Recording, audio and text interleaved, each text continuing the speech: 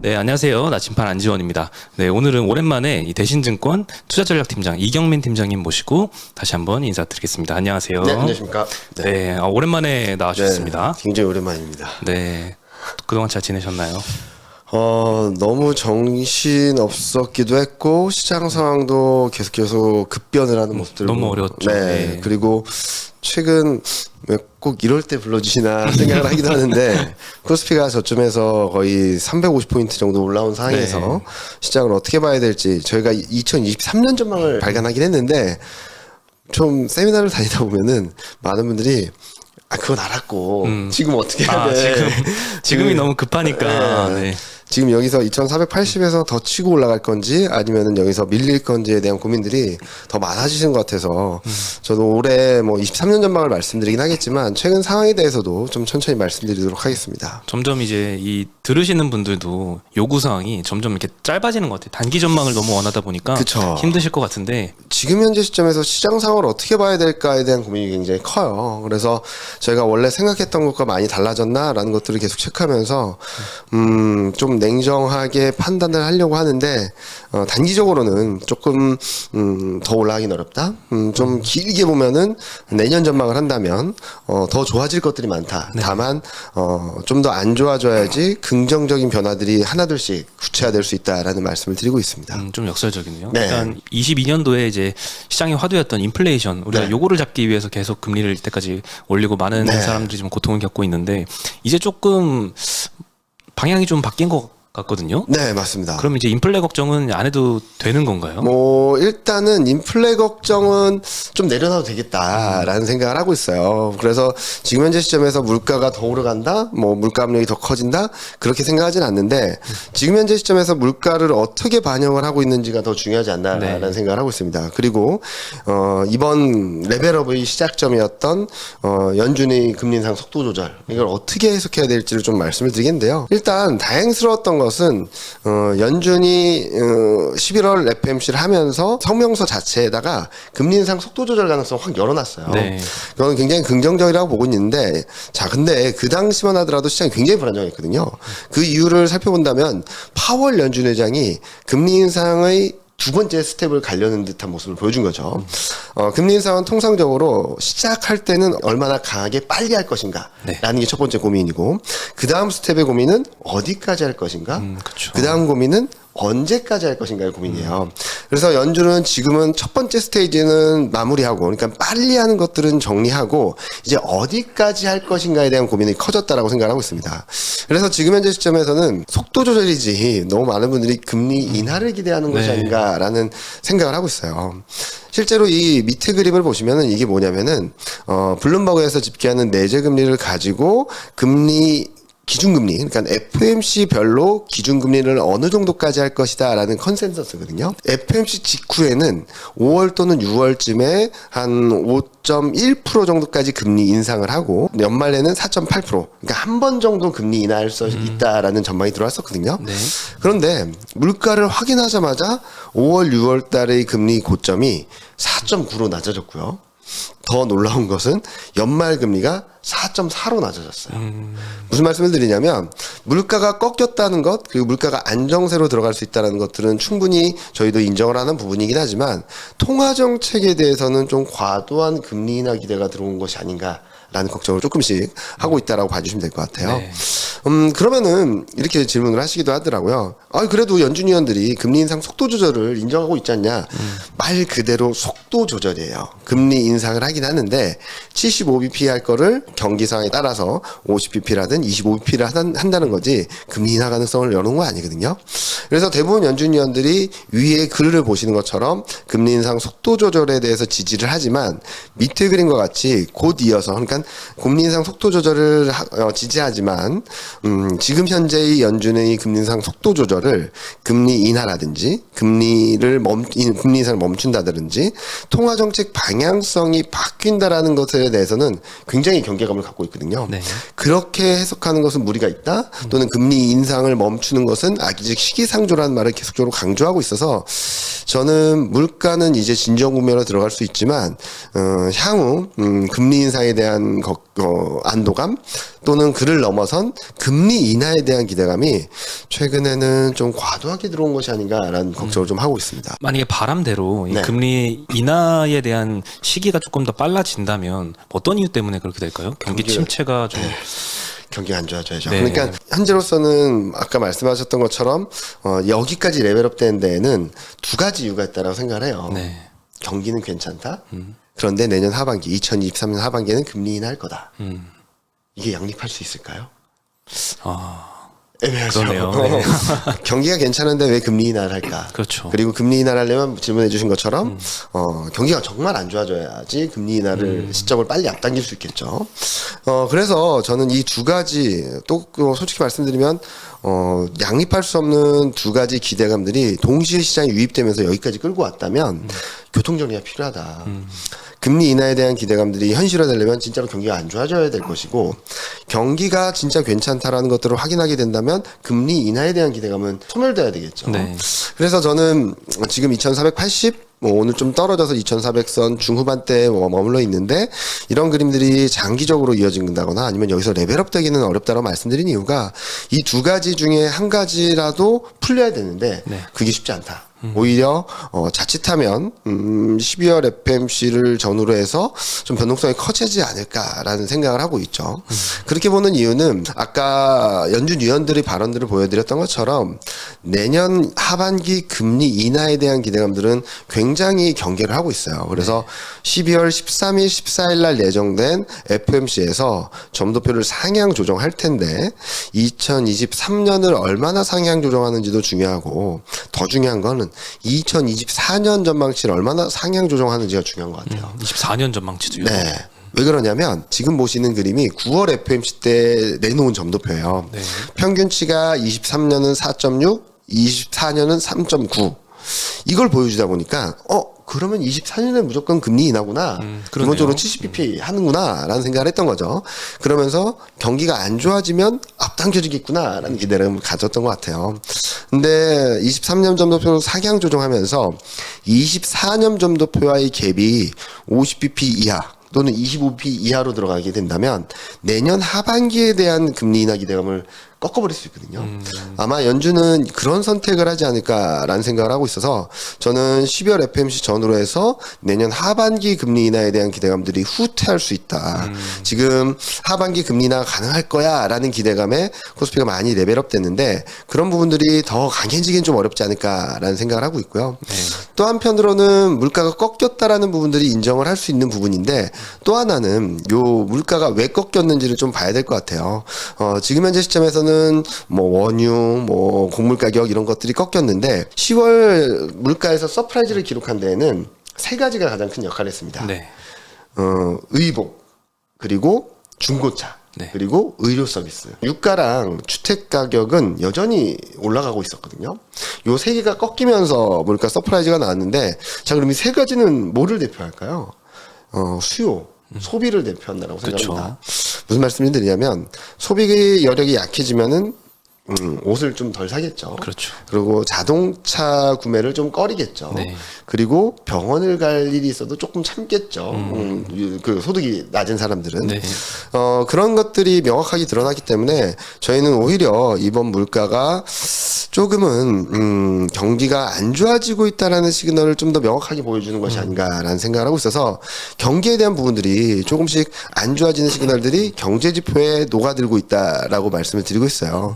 그러면은 어제 밤에 발표된 소매 판매가 너무 잘 나왔는데 이건 어떻게 봐야 되냐라는 질문을 하실 것 같아요. 네. 소매 판매가 예상치보다 굉장히 잘 나왔고 최근 8개월 내 최대치까지라고 나올 정도로 잘 나왔는데 근데 또 이상한 거는 같은 날 발표된 산업 생산은 마이너스 반전을 했거든요. 네, 그렇죠. 자 그러면은 재화 소비 관련된 물가는 꺾였고 서비스 물가도 살짝 꺾였고 그리고 생산도 꺾였고 가동률도 낮아졌습니다. 그런데 이상하게 소매 판매만 높아졌다. 이건 아마 블랙 프라이데이라고 해서 연말 소비 시즌이 좀 앞당겨진 것이 아닐까? 그리고 또 하나는 최근 뉴스들이나 그런 것들을 보셨으면 재고가 너무 많다라는 얘기들 네. 많이 들으셨을 거예요. 이 소비 시즌을 통해서 할인과 재고 처리를 하는 것이 아닌가라는 생각을 하고 있어서 이 소비가 오히려 연말 소비 시즌에 대한 기대감들을 좀 떨어뜨릴 수밖에 없는 그런 결과가 나오지 않을까라는 생각을 하고 있어서 좋게만은 보기 어렵다. 그리고 타깃이나 이런 소매배 업체들의 실적이 굉장히 안 좋게 나오고 있거든요. 그리고 4분기 실적도 굉장히 베어리시하게 내놓고 있고 네. 이런 것들을 본다면 지금은 걱정해야 될 게 이만큼 들어왔던 금리 인하에 대한 기대감들이 후퇴하고 경기가 안 좋아지고 있다라는 그림들이 좀 더 굳혀야 시점이 어쩌면 12월, 1월 정도가 되지 않을까라는 생각을 하고 있어서 저희는 내년 23년 전망은 긍정적으로 보고 있지만 올해 말 내년 초까지는 또다시 한번 좀 조심해야 될 구간으로 들어가고 있다라고 생각을 하고 있습니다. 지난번에 출연해 주셨을 때랑 좀 많이 바뀐 것 같아요, 톤이. 네. 그때는 시장이 엄청 안 좋았을 때 아마 출연을 해주셨다고 네, 맞습니다. 기억하는데 반등 나올 수 있다. 예, 이제 반등 나온다라고 해주셨어요. 근데 진짜 반등이 나왔고 네. 이제 좀 쉴만한가 싶었는데 또 안 좋게 말씀해 주시네요. 지금 시점에서는 저희는 아까 말씀드렸던 것처럼 경기와 통화 정책 사이에서 힘겨루기 과정이 있다라고 생각을 하는데 저희는 경기가 좀 더 안 좋아질 수 있다라고 생각을 하고 있어요. 네. 원론적으로 돌아가서 말씀을 드리면 20이든 연준이든 왜 금리 인상 속도 조절을 얘기를 할까? 물가가 제대로 잡히지 않았는데 속도 조절을 얘기할까라는 질문으로 돌아가서 본다면 네. 가장 큰 건 경기죠. 그렇죠. 근데 경기는 아직 괜찮은데 왜 먼저 속도 조절이라는 카드를 꺼내 들었을까를 생각을 해보면 통상적으로 금리 인상이 시작된 뒤에 1년 정도에는 경기 실물 경제에 미치는 영향력이 커진다라는 얘기를 하고 있어요. 시차를 두고요. 네, 시차를 두고. 네. 그러면은 지금은 작년 3월 달부터 금리 인상을 했다라고 본다면 이제 1년 시점이 가까워지는 거죠. 그리고 금리 인상을 워낙 급하게 했다 보니까 저희가 예상하기로는 실물 경제에 미치는 영향력들이 4분기부터 들어오지 않을까라는 생각을 조심스럽게 하고 있어서 지금 현재 시점에서는 경기가 더 좋아진다라는 기대감을 갖기보다는 금리 인상으로 인한 실물 경제의 여파들이 올해 4분기, 내년 1분기, 내년 2분기까지는 좀 실물 경제에 영향을 주지 않을까라는 걱정을 하고 있는 부분입니다. 사실 모두가 이 물가가 좀 더 안정화되길 바라는데 그쵸, 맞습니다. 그게 침체가 오지 않으면 불가능한 일인가요, 정말? 그렇진 않을 것 같아요. 침체가 오지 않으면 불가능하다라고 보다는 기저 효과도 있고 워낙 올해 물가가 너무 높았기 네. 때문에 반대급부로 내년에 좀 낮아질 수밖에 없는 상황으로 들어갈 것이고 경기 침체가 있다면은 저는 물가는 더 빨리 떨어질 수 있다라고 생각하고 있죠.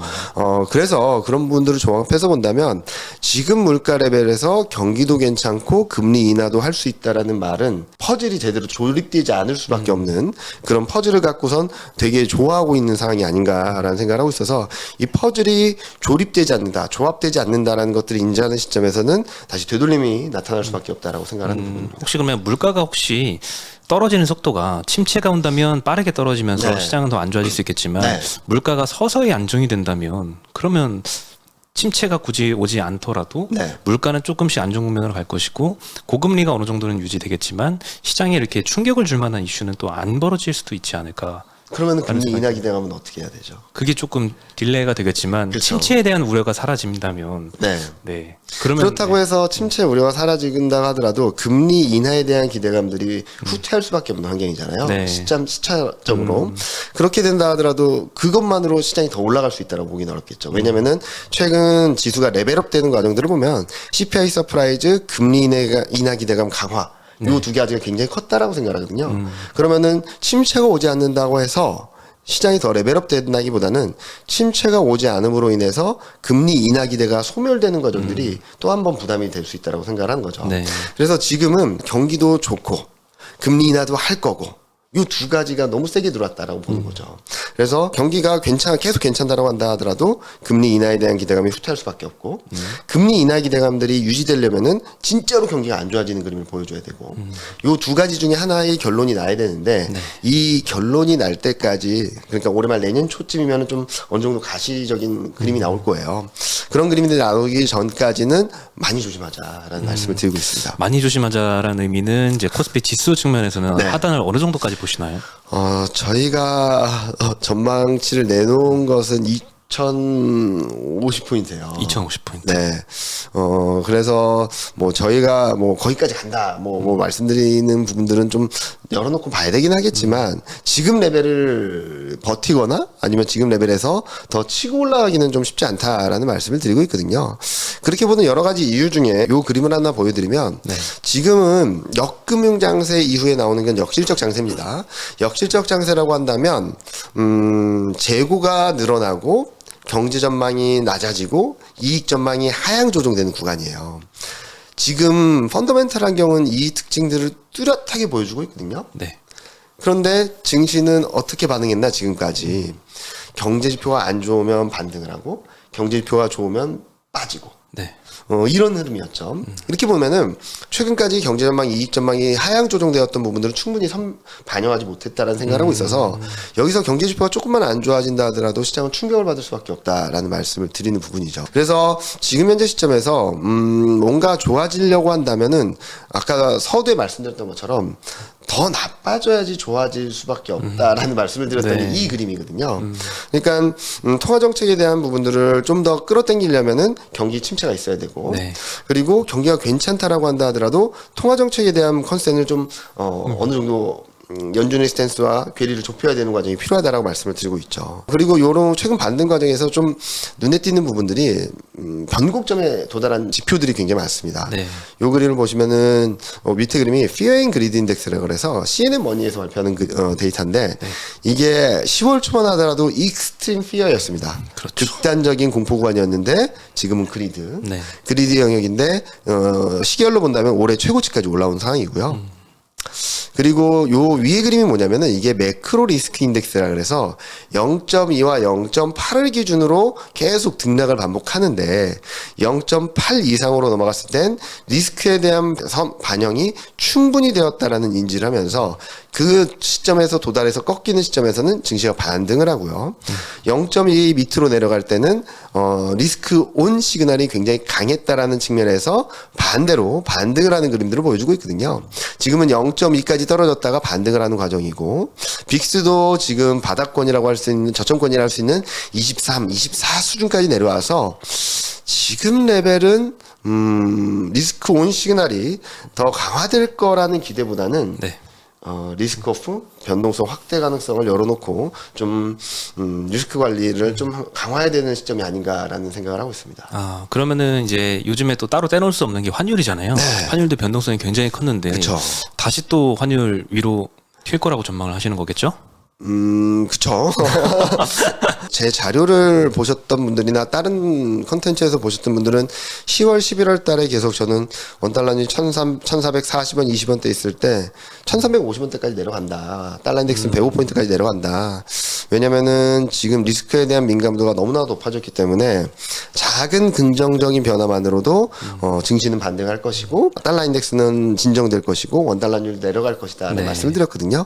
근데 이 모든 것들이 심리, 가격 변수의 안정감에 의해서 나타난 현상이지 실질적인 경기 상황이나 펀더멘탈에 대한 흐름들은 아니다라고 보고 있죠. 그래서 저희는 달러 인덱스는 105포인트 전후로 해서 바닥을 잡고 다시금 올라가서 올해 말 내년 초에는 120포인트. 원달러 환율 같은 경우는 지금 1,300원 10원, 1,310원까지 갔다 또 반등을 하고 있잖아요. 네. 이런 그림들이 좀 더 이어져서 연말에는 1,500원 돌파 시도까지도 1,500원이요? 네, 가능성이 열려 있다라는 말씀을 드리고 있어요. 자, 그럼 왜 달러는 강해지고 원화는 약해지냐?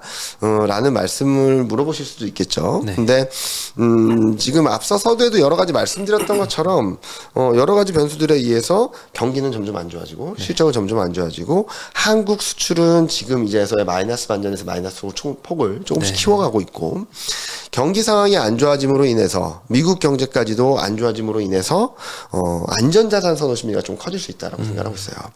이런 과정에서 더 안 좋은 지역이 하나 있죠. 유럽. 네.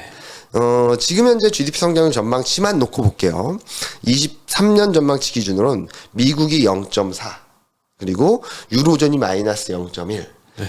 영국이 마이너스 0.4 독일이 마이너스 0.6이에요. 유럽이 더 안 좋네요. 네.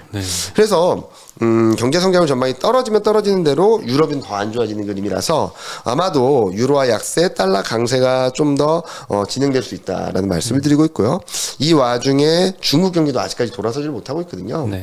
그래서 저희는 올해 말 내년 초에는 원달러 환율이 1,500원 선 그리고 달러 인덱스는 120포인트 이상으로 올라설 수 있기 때문에 제가 그동안 말씀드렸던 것은 증시가 반등을 하고 좀 원달러 환율이나 달러 인덱스가 떨어지면은 이때 좀 오버랩 하자. 주식 비율 좀 줄여서 달러 같은 안전자산을 좀 사면 좋지 않겠냐라는 말씀을 드렸거든요.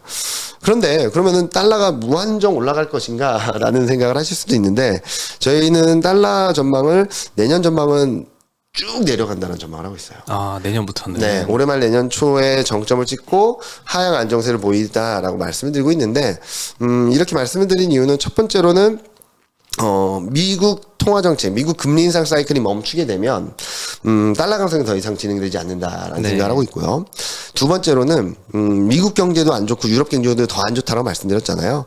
그럼 내년 하반기부터는 어떤 현상이 벌어지냐면, 그냥 뭐 유럽 경제가 좋다는 말씀을 드리는 게 아니라 기조 효과가 크기 때문에 유럽이 좋은 것처럼 보일 거예요. 네. 그러면은 달러는 점점 약세로 갈 수밖에 없다라고 생각하고 있고 여기 그림을 보시면 왼쪽 그림 보시면 요 빨간색 선이 더 밑으로 내려가잖아요. 원 달러 환율입니다. 이게 달러 인덱스보다 더 빠르게 떨어진다라고 전망을 하고 있어요. 네. 그 이유는 중국이에요. 중국은 올해 거의 다른 나라들로 치면 경기 침체를 차별적으로 겪으면서 네. 유동성을 풀었고 금리 인하했고 재정 정책을 쏟아부었죠. 네. 자, 아까 유럽을 비롯한 전 세계적으로 경기가 안 좋아진다라는 이유들은 금리 인상을 굉장히 빠르게 했는데 그 금리 인상의 여파가 경제, 실물 경제로 영향을 미칠 거라는 말씀을 드렸는데 중국은 거꾸로예요. 지금까지 펼쳤던 유동성 공급 금리나 그리고 재정 정책들이 시차를 두고 내년 경제를 좀 든든하게 받쳐줄 것 같거든요. 그러면은 올해 내내 이어졌던 일방적인 위안화 약세, 원화 약세가 좀 진정 국면으로 들어가면서 달러가 슬로해지고 이 가운데 위안화와 원화가 상대적으로 강한 흐름을 갈 수 있다라고 보고 있어서 이런 그림들까지 조합해서 생각을 해보신다면 저는 내년 23년 전망은 좀 긍정적이지 않을까라는 예상을 드리고 있습니다. 네, 그러면 한국 시장도 코스피 시장 기준으로 봐서도 2050포인트라고 연말 연초 정도는 전망하셨지만 23년도 말쯤으로 갈수록 또 우상향한다고 맞습니다. 보면 될까요? 네. 지금 저희가 예상하는 그림들은 지금 상황들이 더 좋아질 수 있을까? 경기 측면에서 좋아질 수 있을까? 걱정들을 하실 수도 있겠지만 저는 경기가 진짜로 안 좋아지고 침체로 가게 된다면 통화 정책이나 이런 부분들이 좀 풀릴 수 있다라고 생각하고 있어요. 그런 부분이 풀리면서 달러가 진정되고 그리고 원화가 강세로 가고 외국인 수급은 들어오고 이런 그림이 나타나고 또 하나는 반도체 업황이 내년 하반기에는 턴어라운드 한다는 가능성이 높아지고 있거든요. 네. 그런 것들을 열어놓고 본다면 23년 하반기에는 레벨 자체가 올라갈 수 있다라는 말씀을 드리고 있습니다. 그러면 경기는 어떡하냐? 그렇게 나쁘다는데 뭐가 좋아지냐라고 말씀을 하시는데요. 경기는 저희 전망이 요 왼쪽을 보시면은 빨간색이 미국이고요. 파란색이 한국입니다. 네. 컨센서스보다 좀 낮게 보고 있어요. 올해 4분기, 내년 1분기, 내년 2분기, 3분기까지 역성장 가능성이 있다라고 생각하거든요. 폭으로 따진다면 23년 2분기가 가장 낮을 거로 생각하고 있어요. 네. 그러면은 2023년 4분기에는 2022년 4분기 기조효과가 들어오겠죠. 네. 24년 1분기에는 23년 1분기 기조효과, 네. 24년 2분기에는 23년 2분기 기조효과. 그래서 이런 것들이 자연스럽게 턴어라운드 하는 그림들을 보여줄 수 있다라고 말씀드리거든요. 그러면은 전반적으로 경기가 안 좋아짐으로 인해서 통화정책은 완화적으로 갈 수 있고 그리고 경기는 자연스럽게 턴어라운드 하는 그림을 보여주고 그리고 달러는 완만하게 약세를 가게 된다면 저는 내년 하반기에는 굉장히 좋은 그림을 그려볼 수 있지 않을까라는 생각을 하고 있습니다. 네. 그럼 시장 전망은 이렇게 보시는데 그럼 투자자 입장에서는 우리는 종목을 사는 거다 보니까 네. 업종을 선별을 해야 되잖아요. 네. 예, 업종별로 분명히 이제 차이가 있을 텐데 그쵸. 그 부분은 저희가 2부에서 다시 또 이야기 나눠보도록 하겠습니다. 네, 지금까지 대신증권의 투자전략팀장 이경민 팀장이었습니다. 감사합니다. 네, 감사합니다.